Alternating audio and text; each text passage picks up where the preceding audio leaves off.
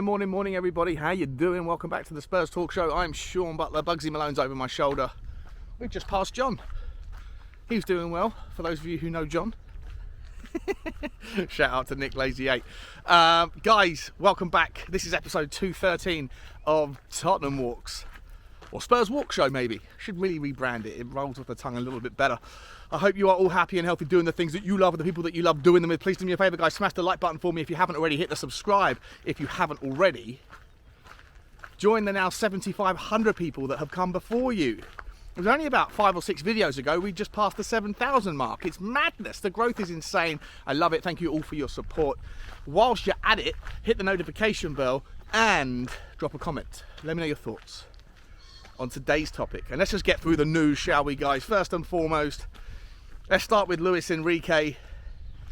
I thought, when Napoli come calling and he was over there taking an interview, that was a kind of signed, sealed and delivered. Alive on arrival. It made sense. They've got a team of players that can play good tiki-taka football and a team that is in really good position to go on and win things if they kick on following Spalletti's departure. According to the Napoli bosses, though, Enrique turned them down, rejected moving to the Serie A in favour of a move to the Premier League. Now, I don't know how many teams in the Premier League are looking for new managers right now. I think it's probably just Tottenham and potentially Wolves if Lopetegui has to leave because of the financial fair play situation that Wolves find themselves in, and that there'll be some broken promises with regards rebuilding the squad, and potentially Lopetegui just wants out. I'm not entirely sure there's anybody else off the top of my mind. I don't think there is, that are looking for a new manager. So I don't think Luis Enrique would turn down Napoli for Wolves, and I don't think Tottenham are the right fit for him at all. Never did.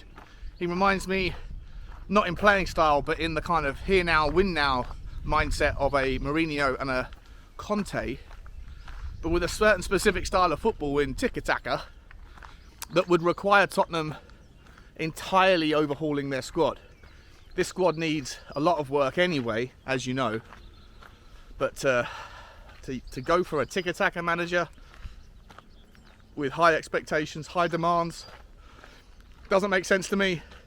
So the news that he's rejected Napoli in favour of a move to the Premier League, that also doesn't make sense to me. Is he going to come to Tottenham?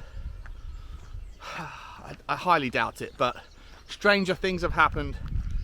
As Ryan Mason said in his final farewell press conference, Tottenham need to work out who they want to be and go for it.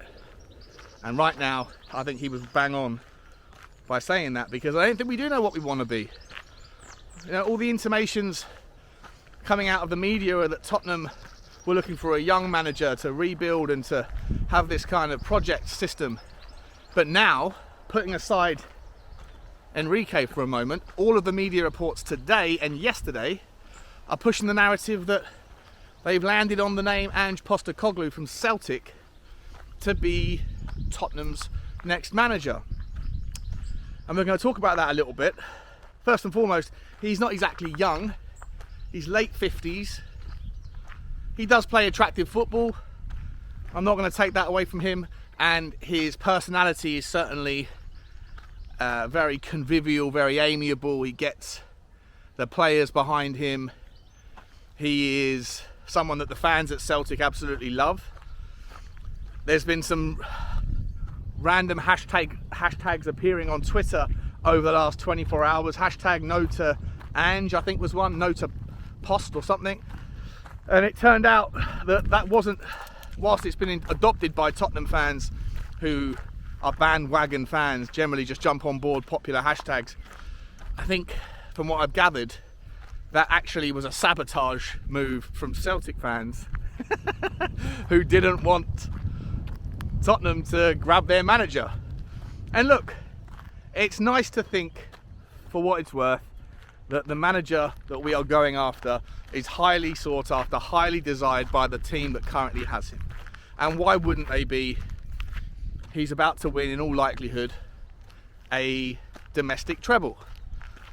And Ange has won everywhere he's been, in Japan and Australia, and now in Scotland. So you can't deny the guy has got credibility behind him with regards his success. He just hasn't been tested at the highest level.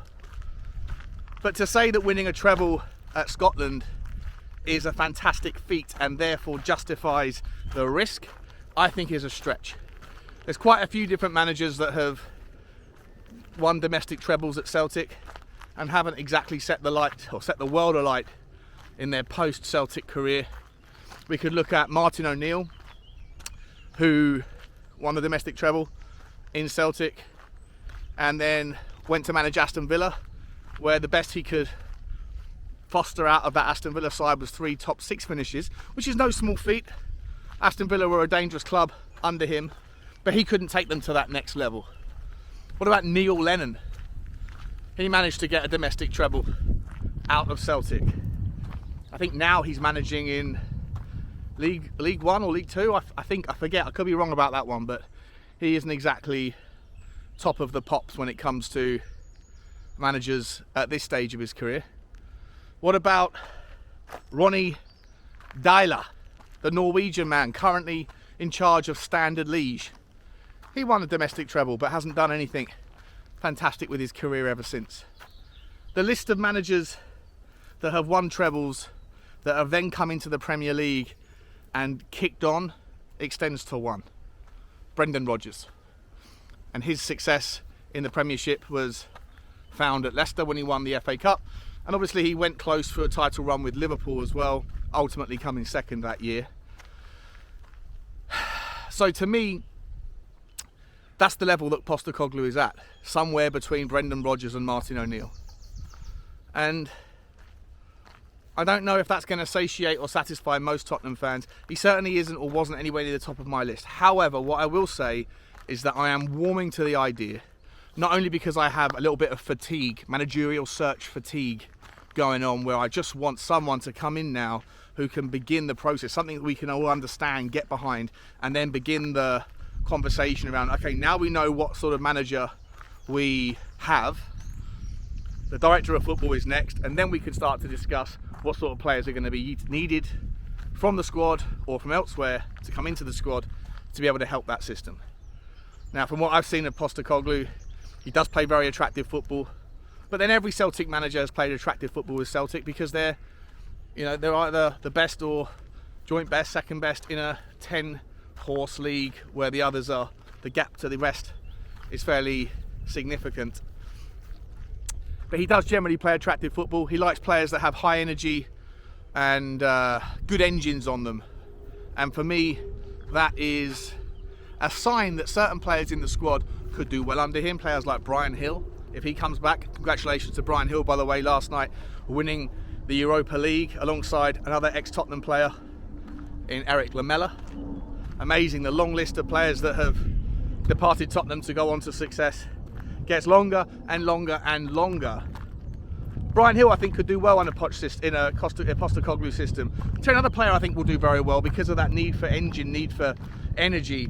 Pape Matar, I think, would do pretty well in the eyes of Postecoglou for his ability to get around the pitch and run and run and run. So maybe a player like him wouldn't necessarily be needed to be kicked out onto loan or sold, because there are links linking him to Marseille currently. Interesting, we can get onto that another time because it's not certain that Postecoglou is going to be the guy. As I say, with the news of Luis Enrique still hanging around in the background, rejecting Napoli in favour of a move to the Premier League, with very few options in the Premier League right now, maybe, just maybe, there is that outside chance that Enrique could end up at Tottenham. Who knows? Who knows? In terms of other news, Nagelsmann's betting price, the price for him to come to Tottenham is drifting, so with that, as are my hopes of seeing him come into Tottenham Hotspur over the next couple of weeks. We still, of course, have got outside chances for Graham Potter and Brendan Rodgers. And like I say, if that's the level that we're going for, any of them will kind of do. I'm not particularly excited about any of them, but I just want to get on with things now. So I hope that Daniel Levy will figure something out, make some decisions, and make them quick, because every single day top tier talent is moving around the world's biggest clubs and Tottenham are incapable of stepping up and making those decisions without the director of football and the manager in place. Whilst that is true, or at least should be true, the rumours of players coming or going from Tottenham continue. Clickbaity headlines all day long. There's only one major one today regarding players incoming, and that is that Tottenham are looking to battle with Newcastle for 2 Leicester players in an £80 million double swoop for Harvey Barnes and James Maddison. And of course, in the articles it says that the chances of getting those two are significantly increased by Brendan Rodgers being one of the top favourites for the Tottenham job. Blah, blah, blah, blah, blah. Look, for me personally, I like Harvey Barnes, I like James Maddison. I have no problems with either of them or both of them coming in. However, at £80 million, that is a substantial slice of whatever budget, whatever realistic budget Tottenham likely have this summer. And for me, there is, as always, far more important areas, pressing areas to get after. David Raya from Brentford. Allegedly, the agent from David Raya's side has said that unless Brentford lower the asking price of David Raya from £40 million, which it currently is, to a more reasonable £25 million, then David Raya will run down his contract and leave for free next summer. And given that Brentford have already just replaced David Raya in earnest and have presumably told this guy that he is number one, then do Brentford make the decision to hold on for the right money, or do they lower their price and yield and have some concessions to the demands of the agent in order to force the move and rebalance the budgets? That's an interesting, fascinating transfer story that will go on and on for the next several weeks, no doubt about it. Tottenham very keen on him, as are Chelsea, as are Manchester United. A lot of top clubs want a very top goalkeeper, and at £25 to £30 million, that's good value. I'd rather Tottenham spend the £80 million that is presented for Harvey Barnes and James Maddison, 30 on Raya, and £50 million on a couple of centre-backs, or towards 2 centre-backs. And I don't really care who we go for of the long list of targets that are out there. I think that Ndikar is still not yet committed to any particular club. We like Bella Kotchap on this channel from Southampton, the relegated 21-year-old. We've been linked with Robin Koch from Leeds, who isn't particularly someone that I'm a massive fan of, despite having, I think, the Premier League top clearance maker this season. I think he had that record. I prefer his colleague, his teammate Alex Wober, who can play left-sided centre-back or left-back and could be a natural replacement for Ben Davies should any new manager come in and run the eye over Ben Davies and determine that he is surplus to requirements. Not particularly desperate for either of the centre-backs from Leeds. There's lots of better talent out there. Of course, we've mentioned before, Gleison Bremmer from Juventus is a player that Tottenham have high hopes and lots of wishes to get in, to bring in, who can play on the left or the right of a back four, or in the middle of a back three. A very capable brute of a centre-back. And of course, Tottenham have to have negotiations and conversations currently with Juventus regarding figuring out what to do with Dejan Kulusevski. That story is starting to emerge, that whilst the £24.5 million is what's left of the compensation to be paid if they want to exercise the option to buy him, but Daniel Levy, being Daniel Levy, is trying to go back, take advantage of Juventus' financial situation and lean into trying to get a discount. Maybe, just maybe, whilst he's having that conversation, he could also have a conversation about Gleison Bremmer and say, let's say 60 million quid for the two, or 55 million quid for the pair. We'll take Kulusevski and we'll take Gleison on the same time.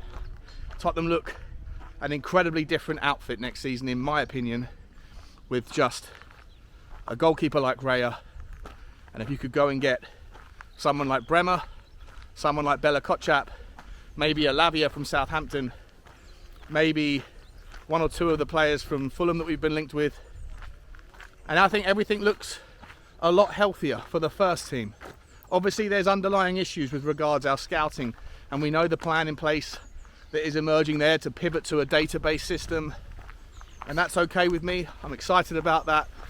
What that will also require, if we want to really emulate the Brighton model, is to pivot the scouts from a geographical based system into a positional based scouting model, which isn't necessarily necessary, but if you want to emulate Brighton and Brentford, then that is the specific way that they do it.